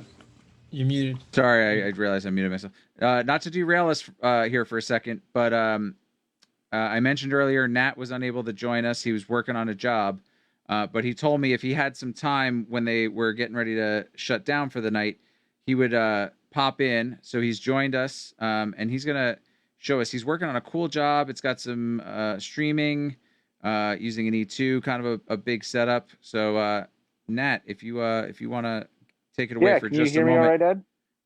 Yeah, you sound like you're coming through a mask. Crazy. Well, yeah, I'm filtered tonight. So, yeah, just real quick, we're shutting down here for the night, but just want to show you guys what a Zoom sort of thing in progress in development looks like. We've got our 12 computer cameras over there, a couple of broadcast machines down there. So it's really computer city here today. And a couple big routers in the corner to send everything to and from the E2, which is down here. We've got a couple of NDI boxes that we've popped open that we're working on, and we'll probably add those to the workflow pretty soon. And then over here we've got pretty standard familiar setup for live event people. I've got my E2 station over here, show caller with a 410 doing some returns next to me. And then behind us is graphics land, audio land. So we've taken this warehouse here and turned it into a live event, quote unquote, Zoom studio. That's awesome. Sorry, I wasn't able to join you guys for the show tonight, but thank you for taking my call and let me give you a little tour of the place before we shut down. Yeah, no, thank you for popping in. I think that seeing these things, first of all, seeing that someone is working jobs, even though they're virtual, but not from your own home, as some of us have been doing streaming teching from home. That's pretty awesome. And maybe some of the people who are watching haven't seen what these virtual setups could be like, but having like that laptop farm of 12 stations where people can call in is pretty interesting. And I'm betting if you had central control like we've been talking about today, that would probably make your life a lot easier as the on-site tech for something like this. Yeah, I'm looking forward to, Ed, you're going to be here tomorrow. You can tell me all about it and how we can integrate it further. That's right. Yes. I'm going to be actually touching an E2 again tomorrow, working on a job alongside Nat in the same building. So pretty excited about that. But yeah, I'll tell you all about it. I'll fill you in, and we'll brainstorm on how to get that in there with this particular client and get central control working so that we can do more with less as we're going to be expected to moving forward. That's right. Yeah. Well, thanks very much for having me, guys. I got to run for the night, but I look forward to seeing you all next week. Thanks, Nat. Appreciate it. Thank you, Ed. Bye, everybody. So Joe, now that I've seen this setup, now I have another question for you, and I hope this isn't weird or this one doesn't throw you off. Is there a possibility, or is there on your never-ending list a Zoom controller option coming to central control? Sooner rather than later. Yes, that's awesome. Great news. Definitely. But now, so for right now, though, because you can control Stream Deck, so you really could do it that way, because there is a Zoom plugin for Stream Deck at this point. The Companion or Stream Deck? I don't remember. I thought it was Stream Deck has a Zoom plugin, which just does Stream Deck does have a Zoom plugin now. Yes, they do. That was in their latest update. Yeah, it's just a couple functions though, where Companion you can do the hotkeys with. We can also send keystrokes from any of these controllers as well. So that until I get something better worked out, you could definitely control Zoom just using. We can just I'll come in and show you. So if I add another device, this project's really grown over the course of the show, hasn't it? We will add the send keys, and then I can come in here, and then if I just select a button, I can now do send keys, and I can send a keystroke to the foreground window on the system, and this gives me so many options to control programs that probably will never have an API, and at least have some tactile control. So basically what you're doing is you're giving the program a hotkey that didn't have a hotkey before. It has to have a hotkey, as such. It has to be able to accept keyboard input, but we're able to control translate our MIDI inputs or whatever to a keyboard hots. Okay, so a program that has keystroke. hotkeys, you're able Yes. to make the MIDI controller control the hotkeys. Yes, exactly. Right. So for something like Zoom, you would just have to look in the shortcut keys list. Yes. Yeah. And then you can even, because Zoom allows you to edit your shortcut keys, you could make up. I know Ori has done this because he was using Companion for his, and what he did is like the things. For example, like toggle mute on a Mac is Shift Command A, but that's also a shortcut key he uses very often on QLab. So he made it some ridiculous thing that your hand physically couldn't be able to do, so that it would be unique and couldn't inadvertently be done. But then he also enabled the global focus within Zoom so that he would be able to do that. So that's something to consider if you're going to use these hotkeys is what are the shortcut keys? Do they conflict with other software you might be using? And can you make them global so even if the program's not in focus, you can still have that control as you anticipate it working? It's funny. It's quite childish, but when I first got the keystroke thing working, I just had a MIDI keyboard on my desk, and I would like just have pre-canned replies that I could reply to my friends' instant messages with, and you like type the reply and press enter. So I just reply to people by pressing notes on my MIDI keyboard. Crazy. That's awesome. That's funny. That almost like. Now, see, that makes an interesting feature for streamers, because streamers have automated responses that go out in their chat channels to say, hey, go follow my Discord. If you're enjoying the show, don't forget to follow, notifications, different commands that you can trigger in chat and things like that. And to be able to just push a button and send it that way. I mean, don't get me wrong. Stream Deck is able to do that in a sense. They're not able to actually take a whole sentence and send it out. But according to the way you're putting it, you actually triggered a response to say, hey, go do this, this, this, and this, and it sends the response. So to have something be able to do that in OBS for a Facebook stream or anything like that, just to be able to send that message out, that's even cool in itself. Yeah, definitely. Cool. For some reason in my head, it brought me back to Ferris Bueller. There's a scene in that where he's like playing with his keyboard and he uses some kind of an old like sampler and fools his parents to thinking he's sleeping. So that's pretty funny. Yeah. Go ahead, Omar. Sorry. I just want to remind the audience, we're up to that 10-minute mark. We try to stay on time as much as we can.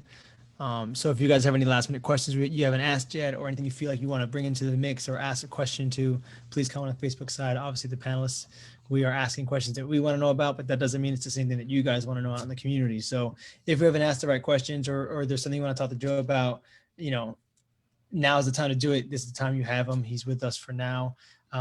Joe, if you want, do you want to give him what time it is over there on your side so people know, sure. why I mentioned in the beginning, like, I'm so honored you're here with us because of this huge time difference there is between us right now. It is 8:50 my time, but your time is different. It is 9 minutes to 2 in the morning.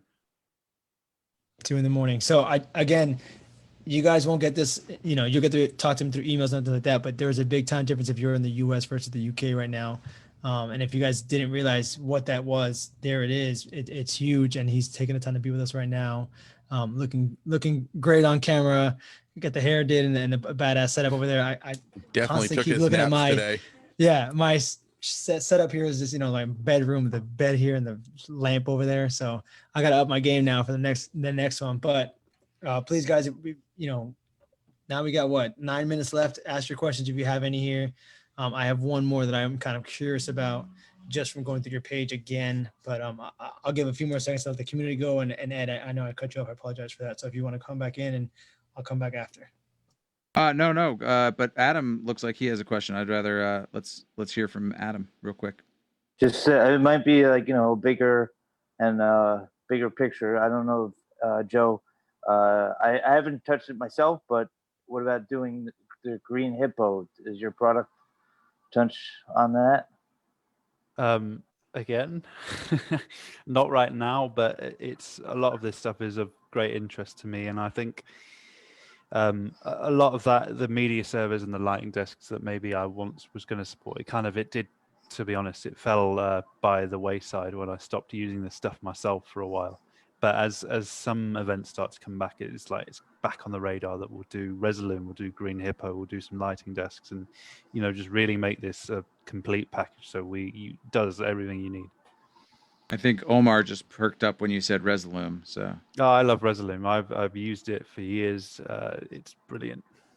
So I'm working on a it's a work in progress, but I'm working on a Resolume watch out and Resolume watch out vMix machine, all kind of in one dual servers, 2 Focusrites, full 1RU racks, terabyte Ethernet. So central controlling those things would be it'd be a no-brainer to put that into that rack system, to have it in there for us.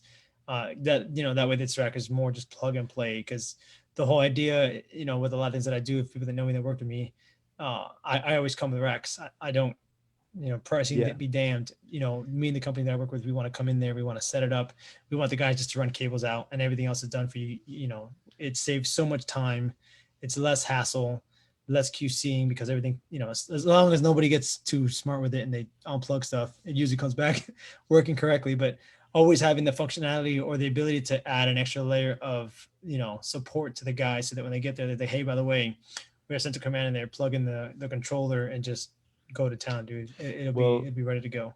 Again, I can't say it enough, but I just email me with what you want to do, how you want it to work, and I'll look over it. So I would love to just ask our panel, who I know that Justin, and Adam are seeing this thing for the first time. Chris, Omar, and I kind of got a small demo last week of this with you, Joe, over Zoom. But what are your guys' first impressions seeing this for the first time? Maybe Justin Herminghaus, you can give us your thoughts first. Very excited. Great project, great product, Joe. I'm much more from the audio and the comms world, so more of that integration's where I'm looking to go. But yeah, just the ability to bring more on one platform. Phenomenal work, and really excited to see where it grows and goes to. As am I. And Justin Butler, what are your thoughts? Yeah, I mean, other Justin said it pretty good. I mean, it's I really like how easy it looks. I can do probably as much, if not maybe more, than even what I'm doing right now. Some of my controls stuff what I'm doing with Companion. So yeah, I can see really good potential for this.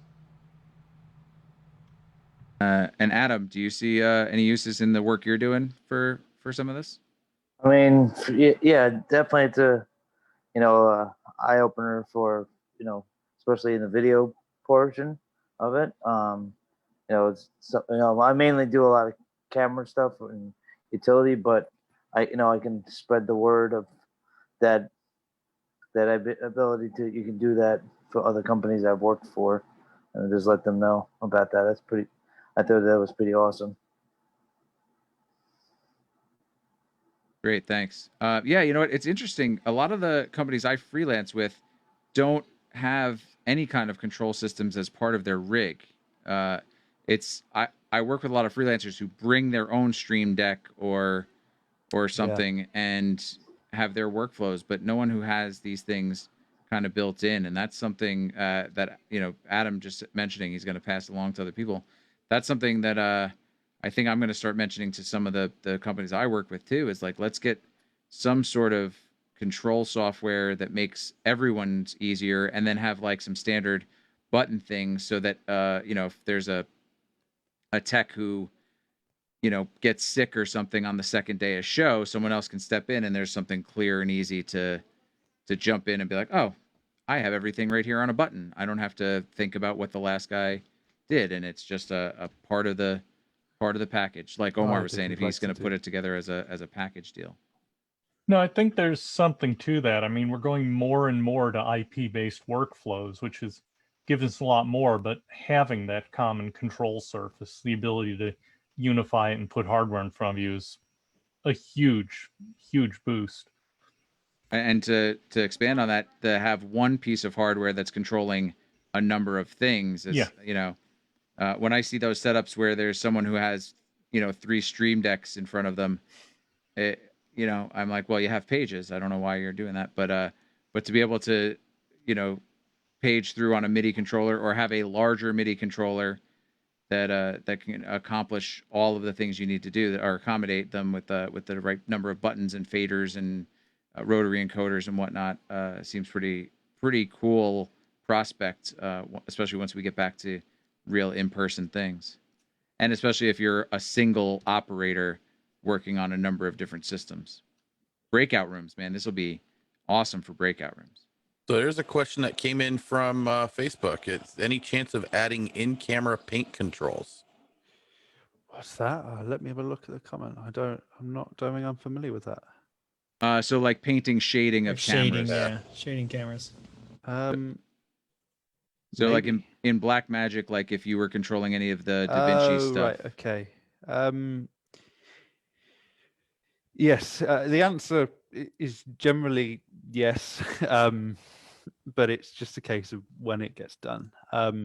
I should say we've got a Facebook user group which is very active, and I started a poll in there the other day. It's like after we released the latest version, I was like, where do you want to go next? Like I've had I've been just doing what I want to do, but now I want to know like where do you guys want this to go next? So it basically, if you're not in that group, I would suggest to join it and then just start, maybe add an option to the poll and just vote up what you'd like to see next, and we'll really just drive the future direction of the product just based on what people need the most. So yeah, I just want to add to Ed, touching on what Ed had just said here. And again, this could change obviously, but right now the industry is becoming more and more. You're a single man operation. So if you're a video engineer, you're doing switching, playback, PowerPoint, hopefully nothing else, but you're doing all those positions now, especially if you're doing vMix and you have a strong enough machine, it's all being put into vMix, or you're switching multiple things and different cues going like that. If you're an audio engineer, you're doing multiple things as an audio engineer now. You're not just doing the one thing, and you have an A2 guy, you're the everything guy. And the industry is going that way. And as it gets more easily to control and easy to manipulate, I feel that is becoming more of a thing where you are just having smaller and smaller crews controlling more and more things. So you need to be able to have these kind of programs like Central Control that can really program multiple cues for you, so that you are just hitting a button when you need to take that cue, versus where we do things before where we can kind of manipulate and change it on the fly. I feel like that's going to be not as the same way we used to do it back in the day. Now it's gonna be more like, hey, I need to have these all pre-programmed, and if anything changes, I need to go into my system, change my settings to do XYZ, so that it is a button cue for me because it's changed. It's not the same anymore. Yeah. So another question that just came in from Nina on Facebook. Do you have plans for expanding the team working on Central Control? Maybe.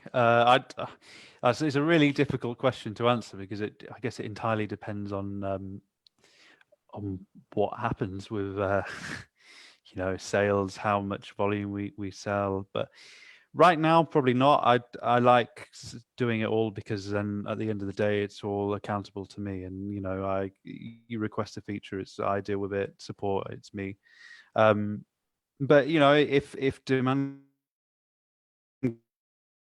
got so high that I couldn't keep up with it all, then yeah, maybe. Yeah, you're not just gonna jump on Fiverr and be like, hey, anybody do some programming for me? I'll pay you $5 an hour.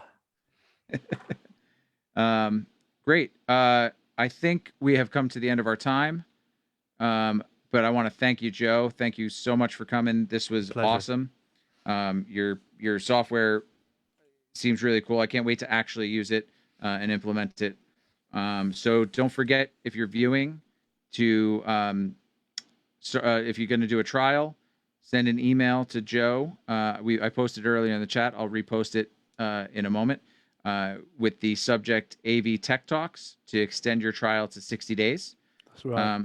But just as I think it was Jeff earlier who said, just buy it. You could also just do that. It's for $50 US. It's a great value, I think, for what you get. If Omar or Chris have anything to say, and then I'll jump back in and talk about what we're going to be doing next week. Oh, I was gonna talk about next week. Oh, go ahead. Then you go ahead. Yeah, so just in case anybody's wondering, if you guys missed it last week, we did a thing with Jeff Woodgreen. I believe I said that right. He has what's called the Zoom Kitchen right now, and we were able to successfully do a Zoom training essentially with you in the room. So we need people in the panels to do that. He actually is starting that right now in collaboration with us a little bit. If you guys are interested in that, next week we're going to be doing another AV Tech Talks with Jeff on board as part of the Zoom thing. And we encourage you, if you guys haven't seen that, follow our pages on the group and on the AV Educate group side. He's posting it in there. We're posting it in there and on the page side as well for you guys to jump in on. These are live Zoom trainings with somebody, with multiple people, everybody to get you involved and on board. So if you guys want to get better at Zoom and kind of pick up yourselves and get it, I'm sorry, there's like a feedback on my side. I don't know if you guys are hearing that. If you guys want to get better at Zoom and you guys want to get more hands-on with it and be able to demo things out and try things out, he's putting it together what's called the Zoom Kitchen. And in there is just like we're doing on this side. We have a bunch of people in here so we can demo things out and try things out. We're gonna be talking with him next Sunday at 7:00, same time as this one, to dive into more of that, give you guys some more hands-on between that and breakouts in particular, which we'll do some things for that. And then we also encourage you to follow that as well.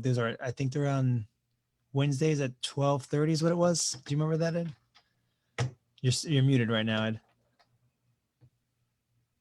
I need something that can give me central control of my mute button. So he's going to be changing up this great product called Central Control IO. You might want to check it out. Yeah, I'm gonna have to get that going. So Jeff's it's the Zoom Test Kitchen.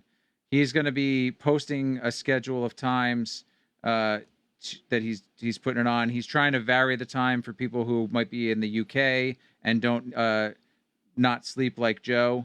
And there were people in Australia who were interested who are on a totally different time than we are. So it's going to vary, but Jeff will be able to tell you guys about where to find the time next week when he's here to talk about Zoom. So yeah, definitely if you use Zoom at all, I think he's really going to cover the new features of Zoom, and we can take your questions to get us in anything that you need to know about Zoom. If you have a question, we can hopefully demo it for you. If not, just show you what it is you're looking for. So with that, if nobody else has anything, I'd like to give it a wrap. Again, thank you, Joe. If everybody, thank you from our panel. A pleasure. My pleasure. Thank you, Justin. Thank you, Adam. Thank you, Justin Butler. Andrew had to leave earlier. And thanks to Nat for popping in and showing us that cool setup. It gives me a preview of what I'm walking into tomorrow on the job that I'm on. And of course, as always, thanks Omar and Chris for being here and taking care of things with the Facebook. We'll see you guys next time on Facebook. Omar has one more thing to say. Oh, yep. Go ahead. As soon as you're done, Ed, just shoot it back to me and we'll wrap it up. What are we taking? Oh yeah, go ahead. You're good, Omar. We're all set. No. You're live now. Thank you. Thank you for watching. AV Educate. Good job. Awesome. That's awesome. Oh, all right. Well, let's wave goodbye to everybody on Facebook. We'll see you all next week. If you want to be part of the room, everyone, we put that number in. I'll drop it in the chat one more time so that you can get in and be part of the action. You can also message us on at AV Educate so that you can be part of it. Sorry, I have to find where I left it, but we'll get that on there for you, and we'll see you all next time. Bodie. Bye, Uncle Bodie. Bye.